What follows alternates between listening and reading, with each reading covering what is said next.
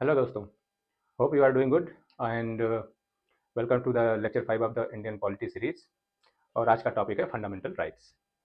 तो अब तक हमने देखा salient feature of Indian constitution, preamble, parliamentary system and federal system.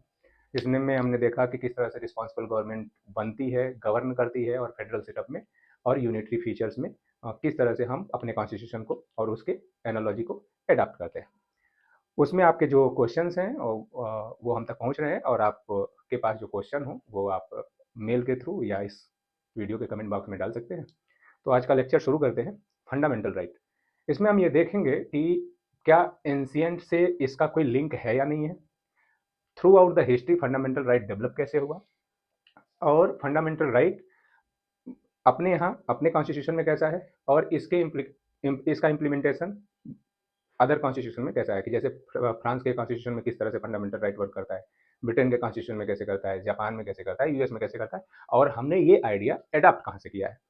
ये समझने के लिए फंडामेंटल राइट पढ़ने के दो तरीके हैं। एक तो वो कन्वेंशनल तरीका है कि जिसमें आप जाइए, लक्ष्मीकांत उठाइए, और उसमें आपको ये बता दिया जाएगा कि कॉन्स्टिट्यूशन में ओरिजिनली 7 फंडामेंटल राइट्स थे, राइट। कि right to equality, right to freedom, right against exploitation, right to freedom of religion, cultural and educational rights, right to property and right to constitutional remedies, right. फिर बता दिया जाएगा कि 44th amendment में right to property को हम हटा दिए, और उसके बाद से आर्टिकल 14 क्या कहता है, 15 क्या कहता है, 16, 17, 18 सब के क्या क्या सिनेरियो हैं, और उसमें कौन कौन से केसेज इन्वॉल्व थे, जो कि लक्ष्मीकांत में दिया है उतना पढ़ लें। लेकिन क्या इतने से हमारा काम चल जाएगा? अब तक चल जाता था, अब नहीं चलेगा। उसके पीछे रीजन है। रीजन ये है, उसके लिए आपको मैं एक डेमो शो करता हूँ, जस्ट लिसन। जैसे कि अभी तक जो क्वेश्चन आते थे, प्रीलिम्स और मेंस दोनों देखेंगे, then we start the lecture, right. कि which article of the universal declaration of human rights tells the human right of nationality depend upon one's wish, everyone has the right to a nationality, right. Option दे दिया कि article 15, article 14, article 25, article 20, right. सीधा सीधा है, आप जाएंगे article देखेंगे, उसमें आपको मिल जाएगा राइट टू नेशनलिटी का क्या है और कैसे वर्क कर रही है, राइट। इसके पहले जो क्वेश्चन पूछे जाते रहे थे इस पे, वो था कि which of the part of the constitution is describe as Magna Carta of the India, ठीक। तो आपको पता है कि Magna Carta of India fundamental right को कहते हैं। पार्ट 3 में है, ऑप्शन में है पार्ट 1, पार्ट 2, पार्ट 3, पार्ट 4। आपको पता है पार्ट 3 में है, आप आंसर सीधे सीधे कर देंगे।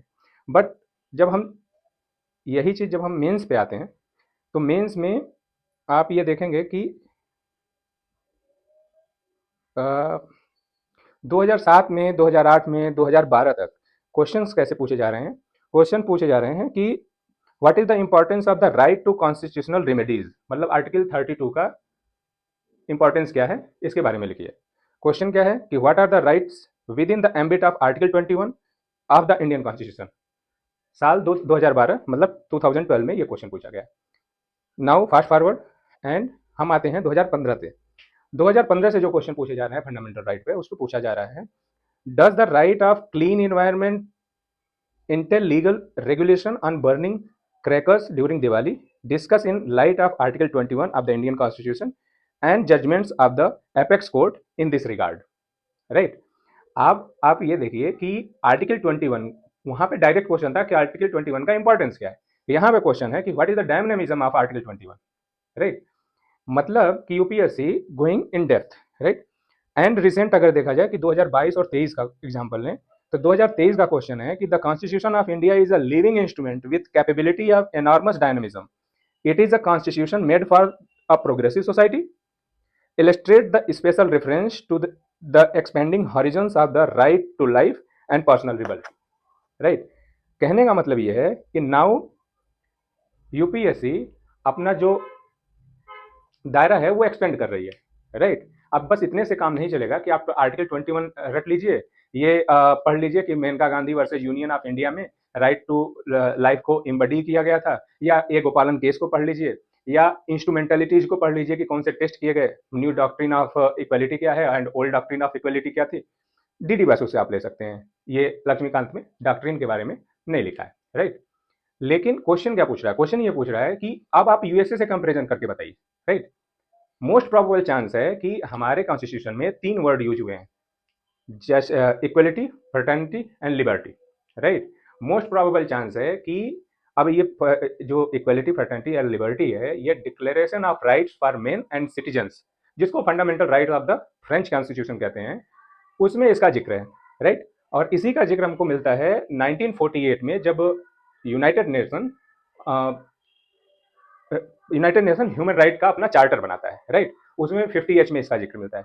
कहने का मतलब ये है कि अब प्रोबेबल क्वेश्चन क्या हो सकता है कि ह्यूमन राइट से रिलेटेड एक आपको एनेक्डोट दिया जाए और उस एनेक्डोट का रेफरेंस फ्रांस या यूएन चार्टर से रिलेट करके पूछ सकती है यूपीएससी।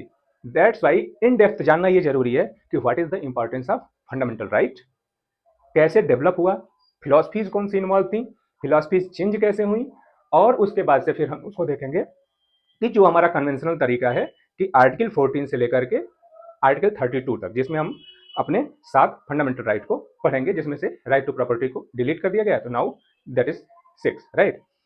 तो हम शुरू करते हैं फंडामेंटल राइट से, राइट। तो पहला तो यही आता है कि फंडामेंटल राइट में वर्ड आ रहा है राइट, फंडामेंटल राइट्स में वर्ड आ रहा है rights.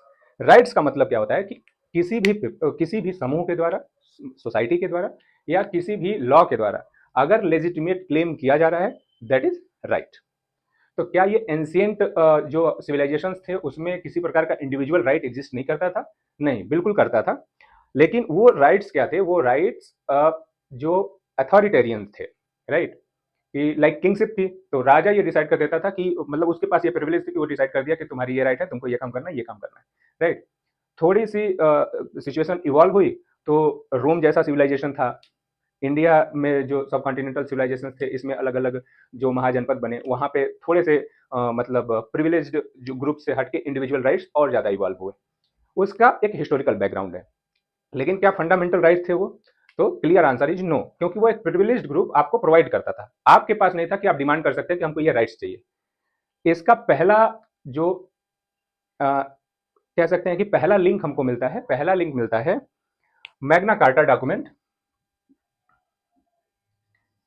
Magna carta document 1215, Britain, मतलब इंग्लैंड में किंगशिप थी, किंग जॉन उस समय किंग हुआ करते थे, राइट। और वहां के बैरन्स के प्रेशर में पहली बार राइट टू फेयर ट्रायल की डिमांड आई और किंग को रिटन डॉक्यूमेंट बनाना पड़ा, और यहीं से हमारा लिंकअप स्टेब्लिश होता है। हम फंडामेंटल राइट को मैग्ना कार्टा ऑफ इंडिया भी कहते हैं, राइट।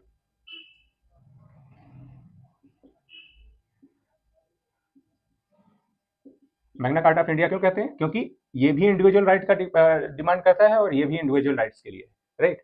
लेकिन अब यहीं से क्वेश्चन ये बनता है कि यहां से फंडामेंटल राइट तक आते आते चीजें कैसे बदली?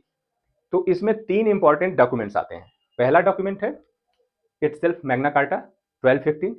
सेकेंड डॉक्यूमेंट है फ्रेंच रिवॉल्यूशन में जो डिक्लेरेशन ऑफ, मतलब फ्रेंच कॉन्स्टिट्यूशन की बात करें, फ्रेंच कॉन्स्टिट्यूशन की बात करें 1789, इसमें जो declaration of rights for the main and citizens थे, उसमें 3 शब्द आते हैं जो हमारे प्रियम्बल में हम देखें, equality, equality, liberty and fraternity, right. ये 3 वर्ड जो है पहला क्रूशियल डॉक्यूमेंट है जहां पे ये डिसाइड करता है कि जो इंडिविजुअल्स हैं उनकी equality, liberty and fraternity preserve होनी चाहिए, राइट। अब यहीं से एक क्वेश्चन और बाहर आता है कि अगर लिबर्टी की बात कर रहे हैं तो what is the difference between the liberty and freedom? ये चीज क्लियर करना इसलिए जरूरी है कि 2021 में यूपीएससी प्रीलिम्स में एक क्वेश्चन पूछती है कि what do you mean by the word liberty? Liberty से आपका क्या मतलब है, राइट। तो 2 चीजें हैं, क्लियर कट इसको आप सेगमेंटिफाई कर सकते हैं। Liberty always be in the state, right, and freedom always be in the situation, right. Freedom हमेशा सिचुएशन में होगा और लिबर्टी हमेशा स्टेट में होगी। दैट्स वाई लिबर्टी पे रीजनेबल रिस्ट्रिक्शंस जो हैं, ठीक है, जैसे हम क्वालिफाइड लिबर्टी को एंजॉय करते हैं फंडामेंटल राइट के थ्रू, तो रीजनेबल रिस्ट्रिक्शंस इस पर लग सकते हैं। फ्रीडम पे रीजनेबल रिस्ट्रिक्शन नहीं होता। फ्रीडम हमेशा 3 टाइप का होता है कि freedom from, freedom to and freedom to be. कहने का मतलब ये है कि फ्रीडम फ्रॉम मतलब जो सोशल कंस्ट्रेंट्स हैं उससे आपको कैसे आज़ादी मिलेगी, उससे आप आज़ाद कैसे हैं। फ्रीडम टू मतलब आप एस्पायर्ड किसके लिए हैं, ठीक है। एंड फ्रीडम टू बी आपके थिंकिंग में क्या है कि क्या कौन सी चीज़ें हैं जिससे आपको अलग होना है, ठीक है। इसमें कोई अथॉरिटी नहीं है, ये आपका सेल्फ डॉक्यूमेंटेड, एक तरह से कह सकते हैं कि सेल्फ डॉक्यूमेंटेड चीज़ है जो आपके अंदर ही है, जो आप ही इंजॉय करेंगे। लिबर्टी जो है, लिबर्टी स्टेट देती है, मतलब लिबर्टी अथॉरिटी के साथ ही आती है। दैट्स वाई लिबर्टी, ये जब बात आती है कि हम लिबर्टी को सबसे ज्यादा इंजॉय कहाँ पे करते हैं, क्या डेमोक्रेसी में हम फुल लिबर्टी को इंजॉय करते हैं? Clear answer is no. Liberty democracy में हमेशा क्वालिफाइड होती है, राइट। एक्सेप्ट अगर हम यूएस की बात करें, यूएस में एब्सोल्यूट लिबर्टी की बात होती है, लेकिन वो एब्सोल्यूट है नहीं, क्योंकि उसके अदर जो सिनेरियो हैं, सर्कमफेरेंस पे बहुत सारी चीजें होती हैं। एब्सोल्यूट लिबर्टी को हम सिर्फ एनार्की में एंजॉय कर सकते हैं। It means liberty is a tool of state, but freedom is not a tool, freedom is a essence जो आपके अंदर होता है। तो that is the difference between the freedom and liberty, कि फ्रीडम सिचुएशनल है एंड लिबर्टी स्टेट में आप एंजॉय करते हैं, right. Now come to the point कि फ्रेंच रिवोल्यूशन से ये तीन चीजें मिली। That the second crucial document कि 1948 में आप ये बात कर रहे आपको ये लग रहा होगा कि मैं अभी तक बिल ऑफ राइट्स की बात क्यों नहीं किया। 1787 बिल ऑफ राइट्स पे अभी आएंगे, क्योंकि वो क्रूशियल डॉक्यूमेंट इन्फ्लुएंस होता है बहुत सारी चीज़ों से। इसमें तीसरा जो डॉक्यूमेंट आता है वो है जो यूएन का ह्यूमन राइट चार्टर है, 1948। उसमें right to consensus and right to equality, right to freedom और इन सारी चीज़ों की बात होती है, राइट। तो इस तरह से फंडामेंटल राइट का डेवलपमेंट होता है, जो जहां से हम एडॉप्ट करते हैं, क्योंकि हमारा मेन मोटो है कि what is the fundamental rights in Indian constitution, right. Fundamental rights क्या है इंडियन कॉन्स्टिट्यूशन में, हमारा मेन मतलब उससे है, राइट। तो now come to the point कि ये हो गया इसका हिस्टोरिकल डेवलपमेंट। इसकी फिलॉसफी कहाँ से तय होती है कि क्या ये right to property, right to freedom, right to life, right to liberty, ये अपने आप चीजें आ गई? नो, इसमें कुछ फिलोसफर्स का बड़ा योगदान है। वो फिलोसफर्स हैं John Locke, Rousseau, Thomas Hobbes. ऐसे फिलोसफर्स हैं जिन्होंने right to life, right to liberty, right to dignity, इन सारी चीज़ों पे अपनी फिलॉसफी, अपना एक फ्रेमवर्क तैयार करके दिया, जिसको अलग अलग समय पे, जैसे जब 1789 का फ्रेंच रिवॉल्यूशन होता है, तो उस फ्रेंच रिवॉल्यूशन में रूसो का बड़ा योगदान है। रूसो ने लिबर्टी, फ्रेटर्निटी एंड इक्वलिटी की बात की थी फिलॉसफी में, और वो इंडिविजुअल जो वहाँ के थे जिन्होंने वो मूवमेंट सारा चलाया, उनको ये समझ में आया कि नहीं, ये बात हमारे पक्ष की है और इसको अडॉप्ट किया जाना चाहिए, राइट। तो वो आइडिया वहां से अडॉप्ट होता है, राइट। इस तरह से इंडिविजुअल राइट्स बनता है, उसका कॉन्सेप्ट कि इंडिविजुअल राइट्स जरूरी है, right. Now come to the point, most important document in the modern society, right, for the fundamental right, and that is US bill of rights, right. अब US bill of rights बनता क्यों है, उसके पीछे दो reason है। पहला, again back to the Magna Carta, कि यहाँ पे क्या था कि यहाँ पे किंगशिप थी, वहाँ पे ग्लोरियस मूवमेंट होता है, और जो वहाँ की जनता है उसका बस एक मांग होता है कि राजा को हटाओ, जो लोग हैं ये लोग चुनेंगे कि कौन देश चलाएगा और कौन रूल एंड रेगुलेशंस बनाएगा, कोई एक आदमी नहीं बनाएगा। उनको बस राजा से मुक्ति चाहिए थी, राइट। राजा को नॉमिनल हेड बना दीजिए, वो सब चलेगा, लेकिन जो रूल एंड रेगुलेशंस है, मतलब कहने का मतलब हुआ है चुने हुए लोग अगर बनाएंगे, it means they are talking about the parliamentary system, right. That's why England में जब इंडिविजुअल राइट्स की बात होती है तो उन्होंने पार्लियामेंट को सुप्रीम बना दिया, ठीक। एंड ब्रिटेन जो काम करता है पार्लियामेंट्री सुप्रीमेसी पे करता है। यूएस ये देखा कि यूएस 13 कॉलोनियां थी छोटी छोटी, जो मिलिटरली वीक थी, जो जहाँ पे ब्रिटिश वहाँ पे भी अपनी उनका भी आधिपत्य था। तो वो कॉलोनियां क्या हुई कि 1777 में एक साथ आई, और ये हुआ कि अब मिलके हम एक स्ट्रांग यूनियन बनाएंगे, जिसको यूएस रिवोल्यूशन कहते हैं, 1777 टू 1783, राइट। 1777 टू 1783। जब इनको 83 में इन्होंने अपना यूनियन बना लिया, दे डिसाइड कि क्या पार्लियामेंट्री सुप्रीमेसी सब कुछ दे पा रही है हमको, right. And they find out कि जो पार्लियामेंट्री सेटअप है, वहां पे पार्लियामेंट्री सेटअप में जो लोग हैं उनका अपना वेस्टेड इंटरेस्ट है।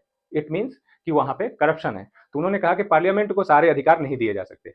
दैट्स वाई यूएसए में जुडिशियल सुप्रीमेसी की बात की गई कि जुडिशियरी को दे दो। जुडिशियरी का अपना कोई एंगल नहीं है, उसको चुनाव नहीं लड़ना है, उसको किसी चीज की जरूरत नहीं है, उसका कोई अपना वेस्टेड इंटरेस्ट नहीं है, तो वो हमारे इंडिविजुअल राइट्स को सुरक्षित रखेगा।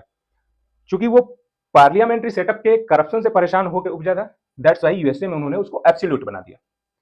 एब्सोल्यूट बनाया, उसमें उन्होंने कई अमेंडमेंट्स किए, और उस अमेंडमेंट में जो उसका दायरा बहुत बड़ा कर देता है यूएसए बिल ऑफ राइट्स का, वो है अमेंडमेंट 9, जिसमें ये कहा जाता है कि ये जो इन्यूमरेटेड राइट्स हैं, सर्टेन राइट्स हैं, सिर्फ यही इंडिविजुअल राइट्स नहीं है, यही फंडामेंटल राइट्स नहीं है, इसके अलावा भी जो राइट्स हैं, जो नेचुरल जस्टिस को सपोर्ट करते हैं, जो नेचुरल राइट्स की डिमांड करते हैं, वो सारे इंक्लूड किए जा सकते हैं। और इसको फंडामेंटल राइट बनाएगा कौन? इसको बनाएगी फेडरल कोर्ट, राइट। उसमें वो तमाम डिबेट चलती है कि फेडरल कोर्ट का दिया गया निर्णय स्टेट पे लागू होगा कि नहीं होगा, क्योंकि स्टेट कह रहा था कि अगर यहाँ पे दो कॉन्स्टिट्यूशन है तो फेडरल कॉन्स्टिट्यूशन स्टेट कॉन्स्टिट्यूशन को ओवरशैडो कैसे कर सकता है, जबकि ये इंटरनल मामला है। तो वो सारी डिबेट चलती है, लेकिन बाद में इस पे एक कॉन्सेंसस बन जाता है कि जो फंडामेंटल राइट्स है वो एब्सोल्यूट है, और वहां पे चीजें हो जाती हैं। नाउ बैक टू इंडिया, और अब हम अपना देखते हैं फंडामेंटल राइट, राइट, कि क्या था, क्या है, और इसके फीचर्स क्या हैं, राइट। तो फंडामेंटल राइट इंडियन कॉन्स्टिट्यूशन में part 3 of the constitution and article 12 to 35, ठीक, इसमें फंडामेंटल राइट को जगह दी गई है। फंडामेंटल राइट करता क्या है? फंडामेंटल राइट पॉलिटिकल डेमोक्रेसी को प्रमोट करता है, प्रिजर्व करता है, राइट। जब ये बात आई कि डेमोक्रेसी में किस तरह के फ्रीडम को प्रिजर्व करना है, तो 3 तरह के फ्रीडम की बात। तो अभी हम, सॉरी फॉर डिस्टर्बेंस, कुछ चीजें घट गई थी, दैट्स वाई द ग्लिच। हम फिर से स्टार्ट करते हैं कि हम यूएस की बात कर रहे थे। यूएस में जो एब्सोल्यूट फंडामेंटल राइट्स हैं, वहां से इंडिया का सफर, और इंडिया में हमने ये बात की कि पार्ट 3 इंडियन कॉन्स्टिट्यूशन के पार्ट 3 में आर्टिकल 12 to 35 के बीच में इंडियन फंडामेंटल राइट्स को रखा गया है। जब बात हुई कॉन्स्टिट्यूशन की, actually constitution is the reflection of the society. जैसे इंग्लैंड में रिफ्लेक्शन ऑफ द सोसाइटी क्या था कि हमको किंगशिप से आजादी चाहिए, ठीक। यूएस में रिफ्लेक्शन ऑफ द सोसाइटी क्या था कि हमको ये करप्ट पार्लियामेंट्री सेटअप से आजादी चाहिए, ठीक है। ये इनका अपना वेस्टेड इंटरेस्ट है, ये इंडिविजुअल के लिए काम नहीं कर रहे हैं। वैसे इंडिया में रिफ्लेक्शन ऑफ सोसाइटी क्या था कि हम फ्रीडम के लिए लड़ रहे थे, इंपेरियलिज्म से हमें आजादी चाहिए थी। तो हमको एक चीज ये था कि ब्रिटिश जो रूल्स एंड रेगुलेशंस बनाए हैं पार्लियामेंट्री सिस्टम तक तो ठीक है, लेकिन हम एज इट इज उनको फॉलो नहीं कर सकते, राइट। दैट्स वाई जो कमेटी बनी, ड्राफ्टिंग कमेटी, उन्होंने पूरी तरीके से अलग अलग कॉन्स्टिट्यूशन को पढ़ा, समझा, और उसको अपने हिसाब से एडॉप्ट किया। तो उसमें जब भी डेमोक्रेसी की बात हुई तो हर जगह पे 3 तरह के डेमोक्रेसी की बात हो रही थी, मतलब डेमोक्रेटिक फ्रीडम की। पहला political freedom, second social freedom, and third economical freedom. तो कहीं पे पॉलिटिकल फ्रीडम है, कहीं पे political, social and economic freedom, तीनों फ्रीडम है, ठीक है, वो फंडामेंटल राइट्स के अंदर है, राइट। जैसे जापान में पॉलिटिक वो कॉन्स्टिट्यूशनल सुप्रीमेसी है, तो सब कुछ उनको दे रखा है। जैसे एजुकेशन का राइट वहाँ पे हमसे बहुत पहले से है, हमने तो अभी जब अटल जी की गवर्नमेंट थी उस समय उसको इंक्लूड किया, राइट। तो बात ये है कि जब अपने यहाँ बात हुई तो ये हुआ कि हम social, economic and political freedom तीनों को फंडामेंटल राइट में रखेंगे, राइट। शुरुआत कॉन्स्टिट्यूएंट असेंबली की डिबेट में यहाँ से होती है। बीएन राव वहाँ पे ये कहते हैं कि हमारे पास इतने रिसोर्सेज हैं क्या कि हम जैसे ही आज़ाद होंगे, जो सोशल एंड इकोनॉमिक उनकी डिमांड होगी उसको हम मीट कर पाएंगे। फिर लोगों ने सोचा और इस पे कंक्लूजन पे पहुंचे कि नहीं, ये नहीं कर सकते। दैट्स वाई पॉलिटिकल फ्रीडम को हम फंडामेंटल राइट में रखें, एंड और ये कह दिया कि जो सोशल एंड इकोनॉमिक फ्रीडम होगा वो एक अलग तरह का राइट होगा, जो बाइंडिंग तो नहीं होगा, इन्फोर्सिएबल तो नहीं होगा, जस्टिसिएबल नहीं होगा, लेकिन ये स्टेट की मॉरल ड्यूटी होगी कि जब भी अपना लॉ बनाए तो उसमें लिखे गए वाक्यों को एडॉप्ट करे, उसके हिसाब से बनाए। और आज आप देखेंगे कि जितना वेलफेयर मॉडल है, वेलफेयर स्कीम्स हैं, वो पीडीएस की स्कीम हो, वो आजकल जो टर्म यूज किया जाता है कि फ्री बीज, ठीक है, that's also the concept of welfare model, right. तो इन सारी चीजों के लिए directive principle of state policy बनाई गई, जो हमारे सोशल एंड इकोनॉमिक फ्रीडम की बात करती है, एंड फंडामेंटल राइट किसकी बात करता है? पॉलिटिकल फ्रीडम की, right. Now come to the point. अब यहीं से हम पूरी कहानी को स्टार्ट करते हैं। Political freedom, right. Political freedom को ये एंडोर्स करता है।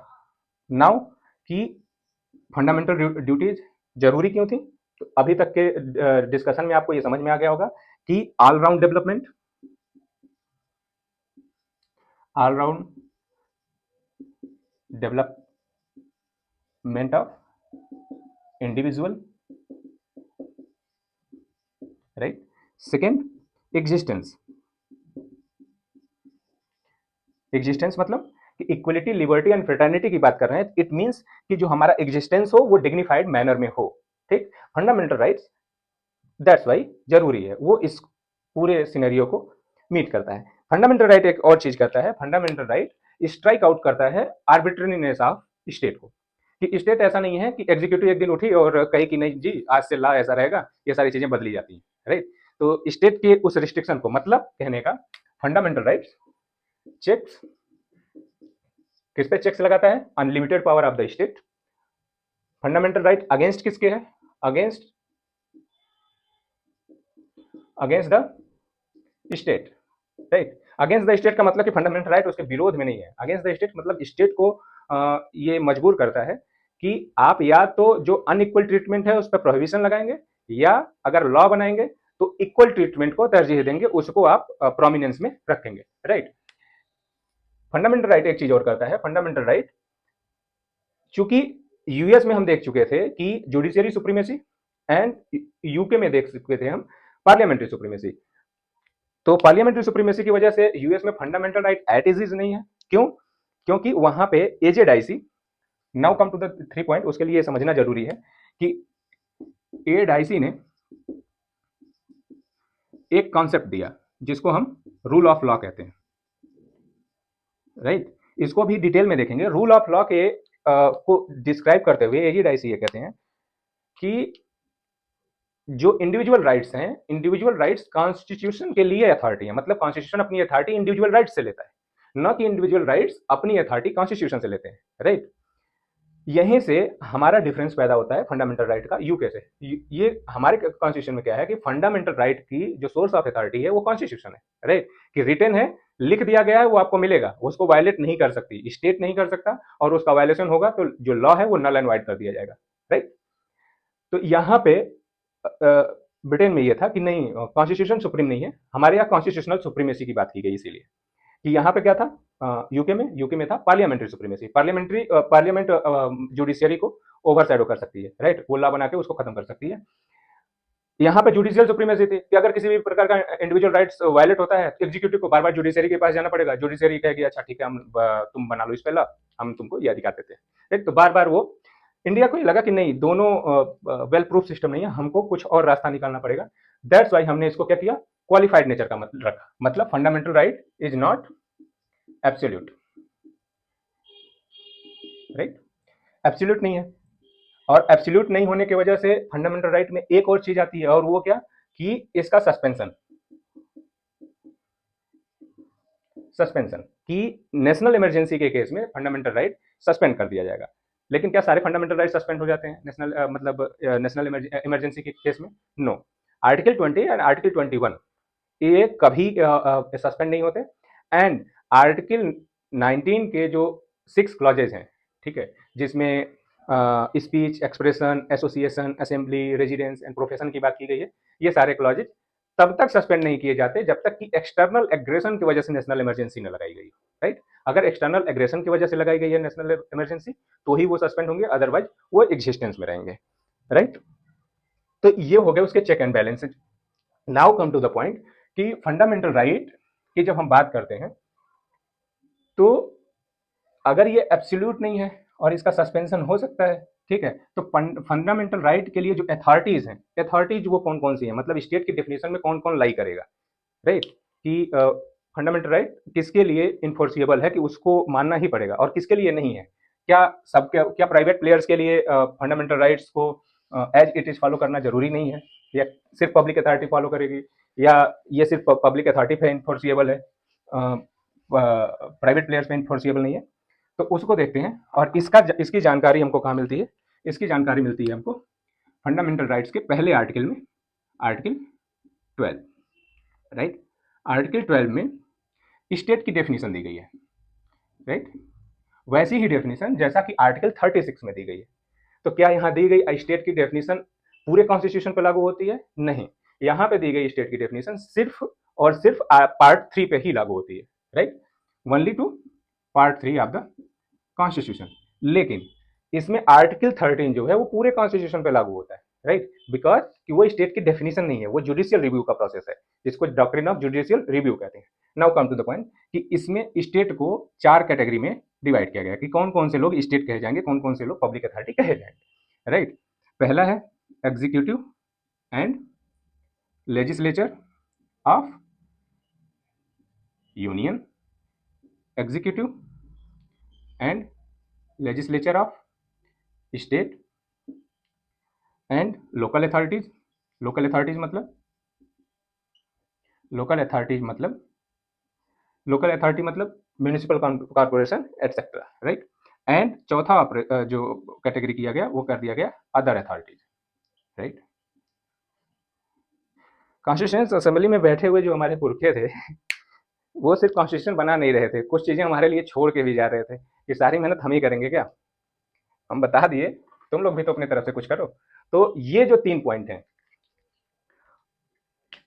लेजिस्लेशन एंड लोकल अथॉरिटी तक, यहाँ पे सारी चीजें क्लीन क्रिस्प एंड क्लियर है, राइट। इसमें कोई डाउट नहीं है कि ये है पब्लिक अथॉरिटी, ये स्टेट के डिफिनेशन में लाइज करेंगे।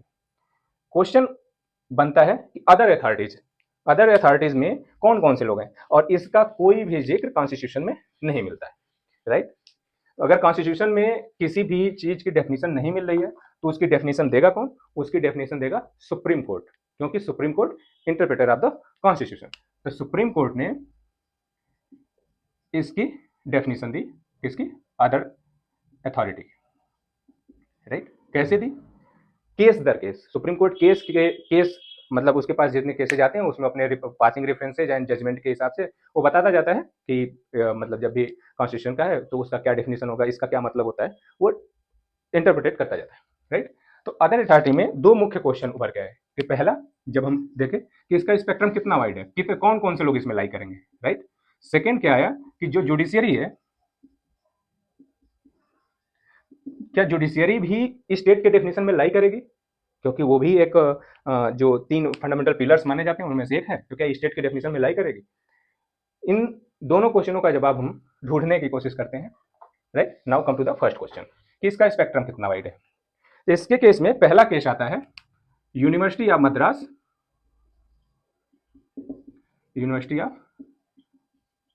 Versus Shantabai, right.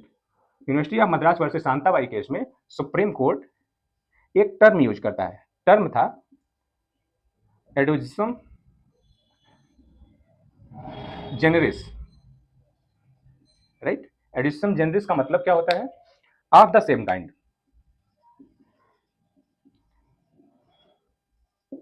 कहने का मतलब क्या था सुप्रीम कोर्ट का, सुप्रीम कोर्ट का कहने का मतलब था कि वो सारी चीजें जो गवर्नमेंट फंक्शन ऑपरेट करती हैं या वो सारी चीजें जो सॉवरेन फंक्शन ऑपरेट करती हैं, मतलब वो सारे इंस्ट्रूमेंट्स वो या इंस्टीट्यूशंस, वो सब क्या है, वो स्टेट के डेफिनेशन में लाई करेंगे, राइट। इसके बाद से सुप्रीम कोर्ट ये अभी स्टेब्लिश नहीं हुआ, क्योंकि सॉवरेन फंक्शन अब उसको डिसाइड कैसे करें। सुप्रीम कोर्ट इसको इसका वाइडर एक्सप्लेनेशन देती है electricity board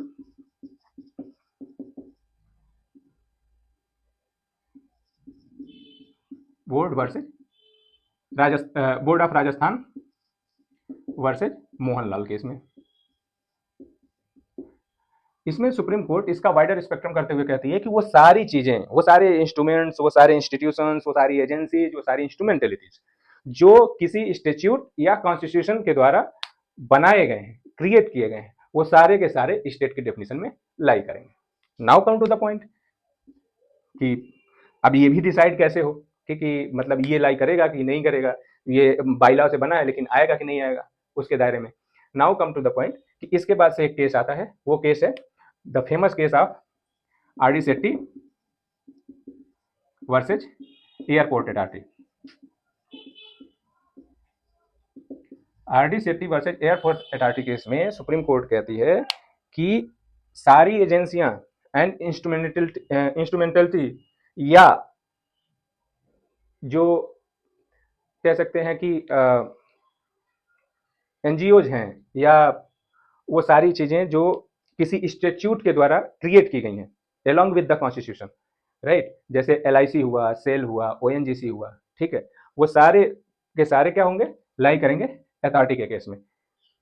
now again question is the same कि अगर हर बार केस आएगा, हर बार आप ये डिसाइड करते जाएंगे क्या कि अच्छा ये भी करेगा, अच्छा ये भी करेगा, अच्छा ये भी करेगा, राइट? कि अच्छा ये इंस्टीट्यूट है, इसको माना जाएगा, राइट? अच्छा ये ऑर्डिनेंस है, ये ऑर्डिनेंस तो लॉ नहीं बना, बाद में हटा दिया, रिपील कर दिया गया, तो क्या उसको अब वो जो उससे संस्था बनी है, इंस्टीट्यूशन बना है, क्या वो भी अब वो नहीं रहेगा अथॉरिटी, राइट? तो कई सारे कंफ्यूजन थी। उस कंफ्यूजन को दूर करने के लिए सुप्रीम कोर्ट के सामने एक केस आता है, हाशिया वर्सेज मुजीब केस, खालिद मुजीब। अजय हाशिया वर्सेज खालिद मुजीब केस में सुप्रीम कोर्ट एक टेस्ट डिफाइन करता है। सुप्रीम कोर्ट टेस्ट डिफाइन करते हुए कहता है कि इंटायर शेयर कैपिटल, राइट? अगर इंटायर शेयर कैपिटल स्टेट के हाथ में है, मतलब गवर्नमेंट के हाथ में है, डीप परवेजिव कंट्रोल गवर्नमेंट का है, राइट? थर्ड पब्लिक इंटरेस्ट का है, ठीक? फोर्थ मोनोपोली स्टेटस को इंजॉय करता है। सुप्रीम कोर्ट कहा कि अगर ये टेस्ट को क्वालिफाई करता है, कोई भी, वो एजेंसी हो, इंस्ट्रूमेंटेलिटी हो, इंस्टीट्यूशन हो, कोई भी हो, अगर वो टेस्ट क्वालिफाई करता है, इट मीन्स वो लाई करेगा पब्लिक अथॉरिटी में, और वो पब्लिक अथॉरिटी में लाई करेगा मतलब वो गवर्नमेंट के स्टेट के डेफिनेशन में लाई करेगा और उसके ऊपर फंडामेंटल राइट इन्फोर्सिएबल होगा। यहीं से क्वेश्चन और उपजता है कि क्या पब्लिक अथॉरिटी के अलावा अगर कोई प्राइवेट अथॉरिटी है, क्या उसके ऊपर फंडामेंटल राइट इन्फोर्सिएबल नहीं होंगे? तो इसका कोई क्लियर आंसर नहीं है, राइट? क्लियर आंसर इसलिए नहीं है कि सर्टेन फंडामेंटल राइट्स इन्फोर्सिएबल हैं जो प्राइवेट प्लेयर्स हैं उनके ऊपर भी, और वो कौन कौन से हैं? जैसे private players article 19/21 and in some cases article 14, ठीक? और ये आर्टिकल 19, 21 और 14 की बात क्यों है? क्योंकि दीज आर्टिकल्स इन कॉम्बिनेशन, मतलब 14, 19 and 21, reasonable classification, freedom and right to life and liberty, right? ये तीनों को कहते हैं combination of golden triangle, right? Golden triangle इसलिए कि अगर कहीं पे आर्टिकल 14 वायलेट हो रहा है तो डेफिनेटली वहां पे 19 एंड 21 भी वायलेट हो रहे होंगे। अगर कहीं 21 वायलेट हो रहा है, इट मीन 14 एंड 19 भी वायलेट हो रहे होंगे, और कहीं पे 19 वायलेट हो रहा है, 14 एंड 21 भी वायलेट हो रहे होंगे, राइट? तो ये पब्लिक अथॉरिटी पे भी इन्फोर्सिएबल है, right? Now come to the point कि ये तो हो गया, आपने अथॉरिटी एग्जिस्ट करा दी कि अथॉरिटी की डेफिनेशन आपको पता चल गई। दूसरे वाले क्वेश्चन का क्या कि जुडिशियरी स्टेट के डेफिनेशन में आएगी कि नहीं? तो इसके लिए प्रेमचंद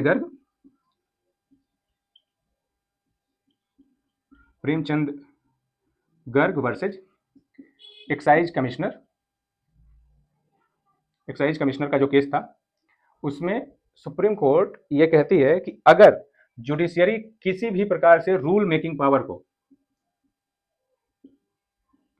सुप्रीम कोर्ट का क्या अधिकार है? सुप्रीम कोर्ट का अधिकार है कि वो इंटरप्रिटेट करेगी कि क्या है, उसका क्या इंटरप्रिटेशन है, राइट? उसमें सुप्रीम कोर्ट कहती है कि अगर जुडिशियरी रूल मेकिंग पावर को एंजॉय करती है तो वो स्टेट की डेफिनेशन में आएगी। नाउ द क्वेश्चन इज कि what is the rule making power, right? कि सुप्रीम कोर्ट अगर एग्जीक्यूटिव को ये नोटिस देती है कि आपको इसके लिए लॉ बनाना ही है, इतने दिन में बनाना है, तो क्या ये उसका रूल मेकिंग पावर होगा कि नहीं होगा? Question is the same, right? इसके बाद से एक केस आता है, सुप्रीम कोर्ट ने कहा कि इसको भी सेटल करते हैं, राइट? तो अंतुले केस में, Antule versus Maharashtra government, Antule case में मतलब गवर्नमेंट नहीं था वहां पे, जो गवर्नमेंट एम्प्लॉय था उसके खिलाफ था। क्लियरली आप इसको बस अंतुले केस समझिए, फेमसली अंतुले केस ही कहा जाता है। जो इंडिविजुअल था गवर्नमेंट सर्वेंट, उसका नाम को अभी याद नहीं आ रहा, तो फेमस अंतुले केस ही समझिए। अंतुले केस में सुप्रीम कोर्ट ये जस्टिफाई करती है दो चीजें, कि क्लियर डिस्टिंक्शन कर देते हैं कि कब जुडिशियरी स्टेट के डेफिनेशन में लाई करेगी और कब स्टेट के डेफिनेशन में लाई नहीं करेगी। सुप्रीम कोर्ट कही कि अगर जुडिशियरी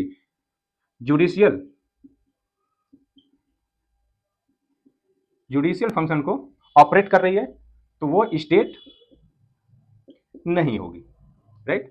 और जुडिशियरी जब भी नॉन जुडिशियल जुडिशियल फंक्शन को ऑपरेट करेगी, तो वो स्टेट के डेफिनेशन में लाई करेगी, राइट।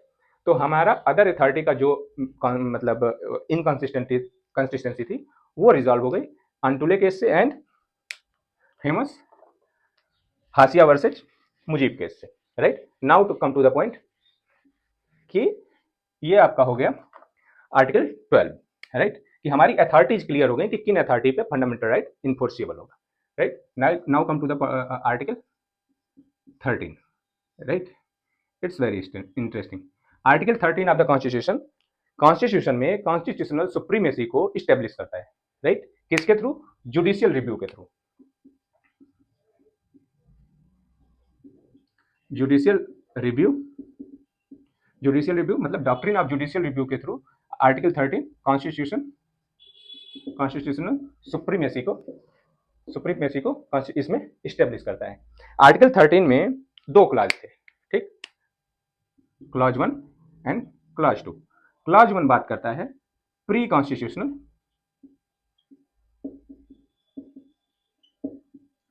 कॉन्स्टिट्यूशनल लॉ की एंड आर्टिकल 2 बात करता है पोस्ट कॉन्स्टिट्यूशनल लॉ की, राइट। आर्टिकल 13 में ये बात कही गई कि सुप्रीम कोर्ट जुडिशियल रिव्यू के थ्रू किसी भी लॉ को नल एंड वाइड डिक्लेयर कर सकता है और अपने डॉक्ट्रिन ऑफ जुडिशियल रिव्यू के पावर को एंजॉय कर सकता है। Now come to the point कि अगर ये बात करते हैं लॉ की, तो लॉ की डेफिनेशन में कौन कौन से चीजें आएंगी, ठीक। तो यहां भी 4 कैटेगरी हो गई, राइट।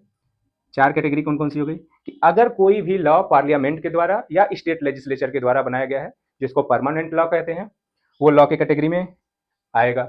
सेकेंड, टेम्पोररी लॉ, मतलब टेम्पोररी लॉ का मतलब कि अगर कोई ऑर्डिनेंस मतलब आर्टिकल 123 या आर्टिकल 213, मतलब 123 मतलब प्रेसिडेंट, राइट, और 213 मतलब गवर्नर या प्रेसिडेंट पार्लियामेंट या स्टेट लेजिस्लेचर के सेशन में न होने के समय पर अगर इनके ऑर्डिनेंस से कोई टेम्पररी लॉ बनता है तो वो भी क्या आएगा? लॉ के कैटेगरी में आएगा, राइट। इसके अलावा अगर एग्जीक्यूटिव कोई बाई लॉ, कोई स्टेच्यूट, ये सारी चीजें देता है, वो भी क्या होगा? वो भी लॉ के कैटेगरी में लाई करेगा। इसके अलावा अदर थिंग जो कि इन तीनों में नहीं है और वो स्टेच्यूट की तरह बिहेव कर रही हैं या स्टेच्यूट की तरह हैं, वो भी क्या होंगी? लॉ के डेफिनेशन में आएंगी। इंटरेस्टिंग बात ये है कि यहाँ पे भी, यहाँ कहीं भी कॉन्स्टिट्यूशनल अमेंडमेंट एक्ट का जिक्र नहीं है, राइट। और इसका कितना बड़ा खामियाजा होगा ये अभी आगे दिखेगा, राइट। तो ये हो गया आपका लॉ का डेफिनेशन जो आर्टिकल 13 में वो करते हैं। इसके अलावा pre constitutional law and post constitutional law का मतलब क्या है? प्री कॉन्स्टिट्यूशनल लॉ कि वो लॉ जो 1947 और 1950 से पहले जो लॉ एग्जिस्ट कर रहे थे, मतलब कॉन्स्टिट्यूशन बनने से पहले, वो अगर फंडामेंटल राइट को वायलेट कर रहे हैं तो वो लॉ क्या हो जाएंगे? वायलेट हो जाएंगे, right. And post constitutional law की मतलब स्टेट फंडामेंटल राइट को वायलेट करता हुआ कोई भी लॉ बनाएगी तो सुप्रीम कोर्ट उसको नल एंड वाइड, वो अपने आप नल एंड वाइड हो जाएगा अगर वो फंडामेंटल राइट को वायलेट कर रहा है, राइट। तो ये दोनों इसकी डेफिनेशन हो गई। अब इसमें ये बात तो हो गई लॉ की। नाउ आर्टिकल 13 में एक बात और है कि जो जुडिशियल रिव्यू होगा, जुडिशियल रिव्यू के की डॉक्ट्रिन क्या होगी? डॉक्ट्रिन ऑफ जुडिशियल रिव्यू के दो मेन कंपोनेंट क्या है? तो पहला कंपोनेंट है doctrine of eclipse, second doctrine of severability, right. तो doctrine of eclipse and doctrine of severability, तो जुडिशियल रिव्यू में सुप्रीम कोर्ट ने इन दोनों का इस्तेमाल करते हुए चीजों को समझाया, राइट। डॉक्ट्रिन ऑफ इक्लिप्स का पहला इस्तेमाल मिलता है Bhikaji versus state of MP के केस में,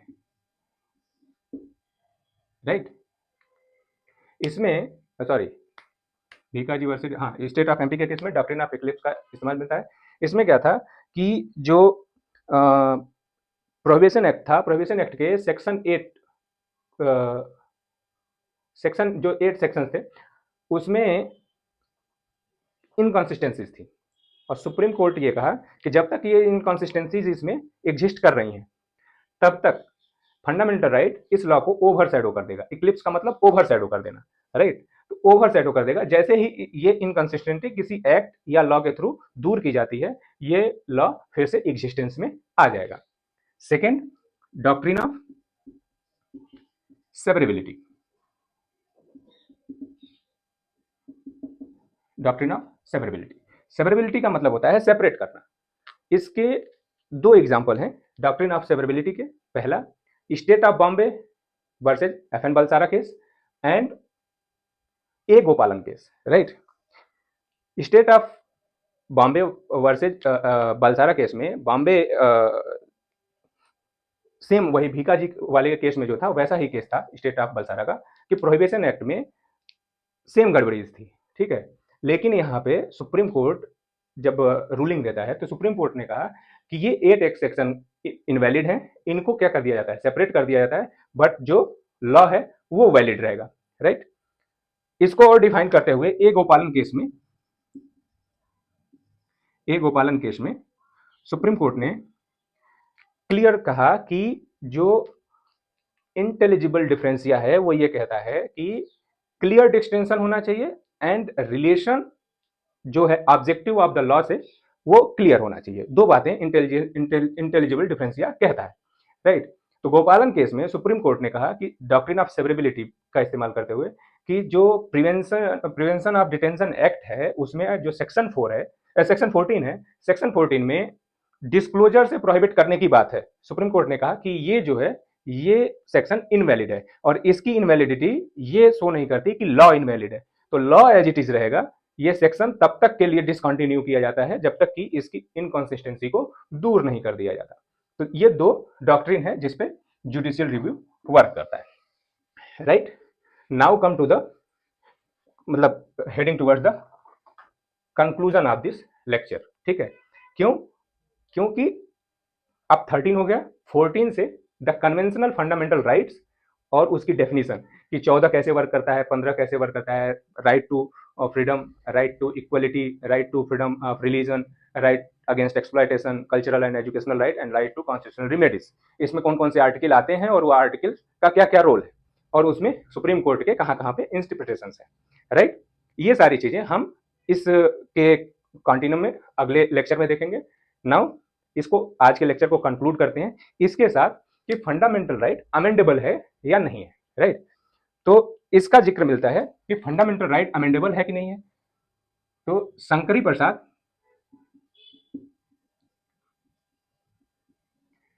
प्रसाद केस में सुप्रीम कोर्ट कहता है कि नहीं जी फंडामेंटल राइट अमेंडेबल है। क्यों अमेंडेबल है? क्योंकि कॉन्स्टिट्यूशनल अमेंडमेंट एक्ट का कहीं जिक्र नहीं है, ठीक है, मतलब लॉ में जिक्र नहीं है और अगर लॉ वो लॉ है ही नहीं तो उसको अमेंड किया जा सकता है, राइट। यही चीज सुप्रीम कोर्ट ने सज्जन सिंह केस में कहा,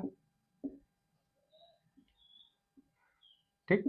यहां तक पार्लियामेंट भी खुश थी, पार्लियामेंट करी थी कि बात सही है, गवर्नमेंट भी खुश थी कि सुप्रीम कोर्ट तो कह रहा है कि हाँ पार्लियामेंट अमेंड कर सकती है, आर्टिकल 368 का इस्तेमाल करती है और 368 का इस्तेमाल करके और उन्होंने अमेंड किया है मतलब फंडामेंटल राइट को, तो अमेंड किया जा सकता है।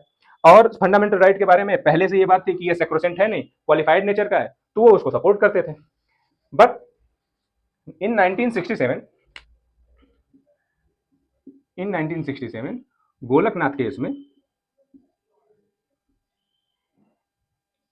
गोलकनाथ केस में सुप्रीम कोर्ट का कि नहीं कर सकते फंडामेंटल राइट को अमेंड। तो गवर्नमेंट पूछे कि क्यों नहीं कर सकते, तो सुप्रीम कोर्ट ने कहा कि इंटरप्रिटेशन कौन करता है कॉन्स्टिट्यूशन का, गवर्नमेंट कही मैं हम आप करते हैं, सुप्रीम कोर्ट करता है। सुप्रीम कोर्ट ने कहा कि कॉन्स्टिट्यूशनल अमेंडमेंट एक्ट लॉ है ही नहीं तो आप अमेंड कैसे कर सकते हैं, राइट। तो गवर्नमेंट कहे कि ये क्या बात हुई, अभी तो 2 में कह रहे थे कि अमेंड कर सकते हैं। तो गवर्नमेंट ने सुप्रीम कोर्ट से आर्गुमेंट में कहा कि फिर 2 चीजों का इंटरप्रिटेशन चाहिए। सुप्रीम कोर्ट कहे कौन कौन सा, कहे कि article 13 and article 368। Supreme court ने कहा कि आर्टिकल 13 हमको जुडिशियल रिव्यू का अधिकार देता है, गवर्नमेंट कही बिल्कुल ठीक। कही 368 कहा कि 368 आपको अधिकार देता है कि आप अमेंडमेंट कर सकते हैं, राइट। पार्लियामेंट ने इंदिरा गांधी की गवर्नमेंट थी, 24th एंड 25th अमेंडमेंट 1971, इन्होंने दो चीजें अमेंडमेंट कर दी। पहला ये कि आर्टिकल 368 के थ्रू जो भी कॉन्स्टिट्यूशनल अमेंडमेंट किए जाएंगे, ठीक है, उस पे प्रेसिडेंट को सिग्नेचर करना ही होगा, बाइंडिंग है उनके ऊपर। सेकंड क्या किया, सेकंड कहा कि आर्टिकल 13 का इस्तेमाल करके supreme court constitutional amendment act को रिव्यू नहीं कर सकती। मतलब जो एक्ट सिग्नेचर कर देंगे प्रेसिडेंट, उसको आप रिव्यू नहीं कर सकते। सुप्रीम कोर्ट को इस बात से लगा झटका, उसने कहा कि ये यार, ये तो हमारे इंटरप्रिटेशन को हम पे ही लागू कर दिए कि 368 हम बोल दिए कि कर सकते हो, ये तो पूरा खेल बिगाड़ दिए। देन एक बड़ा केस आता है, जोक्स अपार्ट, मतलब ऐसा हुआ नहीं था एग्जैक्टली, दैट्स 1973 में अमेंडमेंट हुए थे, सुप्रीम कोर्ट और पार्लियामेंट की ऐसी कोई बात नहीं चली थी। 1973 में एक केस आता है, the famous Kesavananda Bharati case, right. Kesavananda Bharati case में सुप्रीम कोर्ट इंटरप्रेट करते हुए कहता है कि नहीं, कॉन्स्टिट्यूशनल अमेंडमेंट एक्ट के मतलब अमेंडमेंट के द्वारा फंडामेंटल राइट को अमेंड करने का अधिकार है, मतलब पार्लियामेंट को 368 का इस्तेमाल करके, क्योंकि फंडामेंटल राइट एब्सोल्यूट नहीं है, सेक्रोसेंट नहीं है, राइट। वो फंडामेंटल राइट को भी अमेंड कर सकते हैं, राइट। ये जो सज्जन सिंह और शंकरी प्रसाद केस था, उसका जो डिसीजन था उसको फिर से एग्जिस्ट कराते हैं। लेकिन साथ में ये जोड़ देते हैं कि जब भी वो फंडामेंटल राइट को अमेंड करने की बात करेंगे, राइट, या लॉ को अमेंड करने की बात करेंगे या जुडिशियल रिव्यू की बात करेंगे, वहां पर उन्होंने जुडिशियल रिव्यू, उन्होंने कहा कि जुडिशियल रिव्यू सब पे लागू होता है, 9 शेड्यूल को भी वहां से हटा दिया। एक लंबा केस है, कभी जब सुप्रीम कोर्ट केस की बात करेंगे तब केशवानंद भारती का डिटेल में जिक्र करेंगे, अभी बस इसको फंडामेंटल राइट के रूप में ही देखते हैं, राइट। तो यहाँ पे इन्होंने कहा कि लेकिन अगर फंडामेंटल राइट का अमेंडमेंट करते हैं तो उसमें बेसिक स्ट्रक्चर अमेंड नहीं होना चाहिए, राइट। बेसिक स्ट्रक्चर के साथ कोई छेड़छाड़ नहीं करनी चाहिए। और सुप्रीम कोर्ट उसी रूलिंग में ये बात भी कहता है कि आर्टिकल 14 रूल ऑफ लॉ के रूप में part of the basic structure, right. तो आप चेंज नहीं कर सकते। तो this is all about the amendment of the fundamental right. Now come to the point कि ये तो बात हो गई, इसके रीजनेबल रिस्ट्रिक्शंस भी होंगे फंडामेंटल राइट के, राइट, कि अगर ये एब्सोल्यूट नहीं है तो इसके रीजनेबल रिस्ट्रिक्शन होंगे। तो एक कंक्लूजन में एक पॉइंट सीधे सीधे देख लेते हैं, देन इस पूरे लेक्चर को कंक्लूड करते हैं। कंक्लूजन क्या है कि इसको फीचर्स के रूप में देख लेते हैं कि फंडामेंटल राइट का फीचर क्या है और उसकी लिमिटेशंस क्या है। तो फीचर ये है कि जो पूरा फंडामेंटल राइट है वो सबके लिए सेम काम कर नहीं करता। कुछ फंडामेंटल राइट्स हैं जो सिर्फ सिटीजन्स ऑफ इंडिया के लिए हैं, और वो कौन कौन से हैं? वो है आर्टिकल 15, 16, 19, 29 एंड 30, मतलब 15, 16, 19, 29 and 30। 15 against exploitation, right, 16 employment के लिए, 19 फ्रीडम के लिए, 29 जो स्क्रिप्ट एंड लैंग्वेज के लिए, एंड 30 इंस्टीट्यूशन एस्टेब्लिश करने के लिए। ये सिर्फ अधिकार इंडियन सिटीजन को, इसके अलावा जितने फंडामेंटल राइट्स हैं वो सबके लिए अलाउड है, राइट। सेकेंड कि फंडामेंटल राइट एब्सोल्यूट नेचर का नहीं है, लेकिन ये एब्सोल्यूट नेचर का नहीं है, ये डिसाइड कौन करेगा? ये पार्लियामेंट नहीं, कोर्ट डिसाइड करेगी।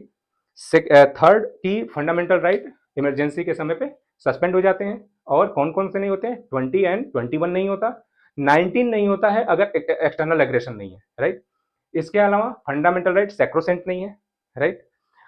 इसके अलावा लिमिटेशंस भी हैं फंडामेंटल राइट्स की अपनी। कौन कौन सी लिमिटेशंस है? लिमिटेशंस ये है कि अगर 31C का इस्तेमाल करके डायरेक्टिव प्रिंसिपल को इंप्लीमेंट करने की बात आ रही है, राइट, कि स्टेट डायरेक्टिव प्रिंसिपल को इंप्लीमेंट करना चाह रहा है, मतलब article 39 sub clause B and sub clause C, ठीक। आर्टिकल जब डीपीएसपी देखेंगे तो देखेंगे कि ये article 39 sub clause B sub clause C क्या है, ठीक। अगर इसके इंप्लीमेंटेशन की बात आ रही है तो इसके इंप्लीमेंटेशन में अगर 14 आर्टिकल 14 वायलेट हो रहा है तो उससे मतलब उसके ग्राउंड पे आप कोर्ट नहीं जा सकते कि आर्टिकल 14 वायलेट हो रहा है अगर इस केस में। इसीलिए सुप्रीम कोर्ट ने अपने रूलिंग में कहा कि if article 31C comes in, article 14 goes out, right. तो ये इसका लिमिटेशन हो गया। इसका limitation article 31A and 31B भी है। 31A, B और C ये तीनों सब क्लॉज क्या करते हैं? ये तीनों सब क्लॉज तीन काम करते हैं।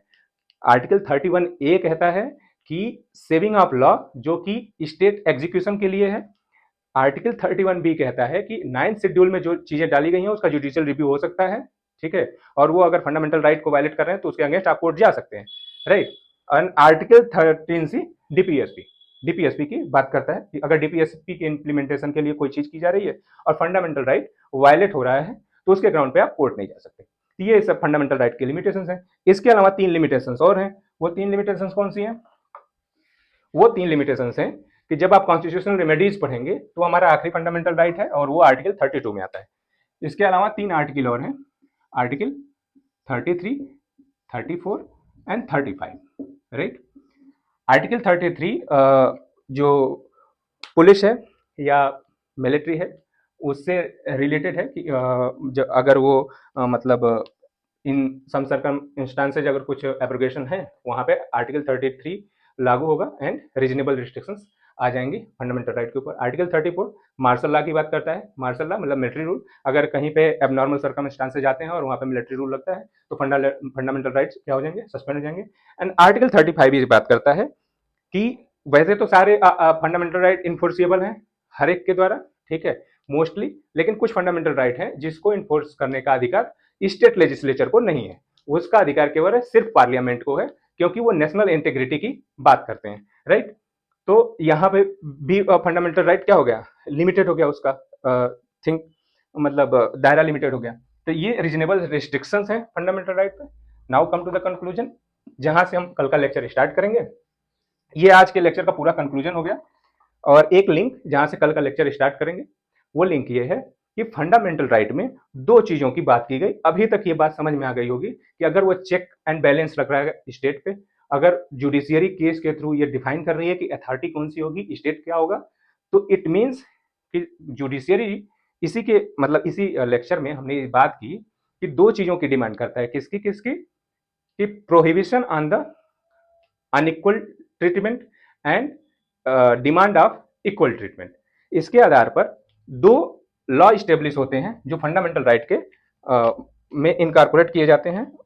और वो दोनों लॉ कौन से हैं? पहला equality before law and second equal protection of law, right. इसको समझने के लिए आर्टिकल 14 को हम कल समझेंगे कि आर्टिकल 14 बात करता है कि नेगेटिव एंड पॉजिटिव रेफरेंसेज की, नेगेटिव रेफरेंस की prohibition on the unequal demand and positive aspect क्या है कि demand of equal treatment, right. तो जहां prohibition on the unequal treatment है वहां से निकलता है हमारा इक्वलिटी बिफोर लॉ, जिसको rule of law A dicey ने कहा, rule of law A dicey ने कहा। And equal protection of law ये मॉडर्न कॉन्सेप्ट है और ये प्रैक्टिस किया जाता है यूएसए में, राइट। और ये प्रैक्टिस किया जाता है, ये यूके से निकला, राइट। हमारे यहाँ दोनों को इनकॉर्पोरेट किया गया हमारे कॉन्स्टिट्यूशन में। और इसको किस तरह से इनकॉर्पोरेट किया गया? इसके 3 बेसिस हैं दोनों के। इक्वलिटी बिफोर लॉ के जो 3 बेसिस हैं, पहला कि no one above the law, ठीक है, equal subjugation for every person and no special privilege, right. इसके आधार पर इक्वलिटी बिफोर लॉ बनाई गई, मतलब हमारे कॉन्स्टिट्यूशन में इनकॉर्पोरेट किया गया। और इक्वल प्रोटेक्शन ऑफ लॉ में कहा गया कि equal treatment to every person, right, in equal circumstances. Second कहा गया कि alike should be treat alike, कब? जब विदाउट डिस्क्रिमिनेशन।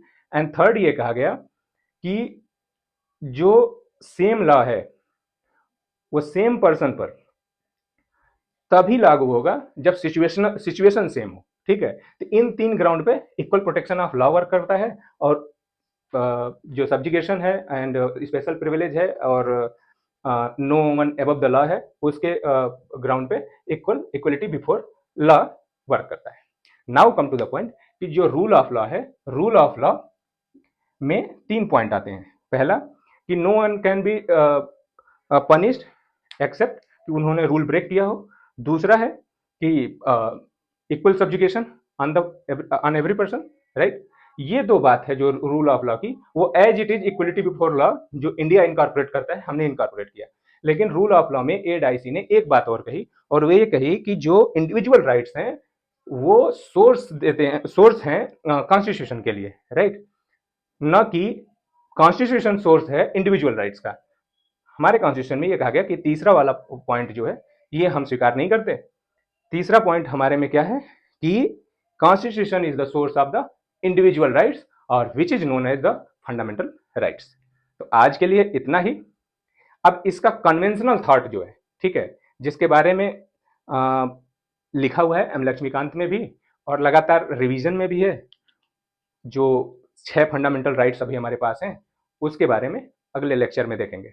आई होप कि आपका इन डेप्थ जो बैकग्राउंड है और हिस्ट्री है और इसमें जो लॉ वर्क करता है, केस जिस तरह से अथॉरिटी को स्टेब्लिश करते हैं और इसका होलिस्टिक नेचर आपको समझ में आ गया होगा।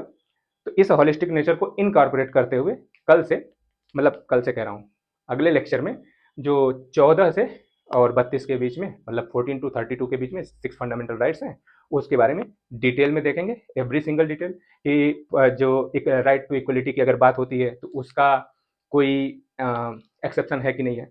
प्रेसिडेंट इम्यूनिटी एंजॉय करते हैं, गवर्नर इम्यूनिटी एंजॉय करते हैं, कैसे करते हैं, आर्टिकल कौन सा है, या न्यूज़पेपर्स इम्यूनिटी एंजॉय करते हैं, या एमएलए और एमपीज इम्यूनिटी एंजॉय करते हैं। देन राइट टू फ्रीडम में 91 क्लॉज 1 सब क्लॉज एफ क्यों डिलीट कर दिया गया, तो वेरियस थिंग, ठीक है, उसको पूरा डिटेल में कंप्लीटली लाइन बाय लाइन देखेंगे। तो आई होप कि आपको आज का लेक्चर अच्छा लगा होगा। Thank you for listening.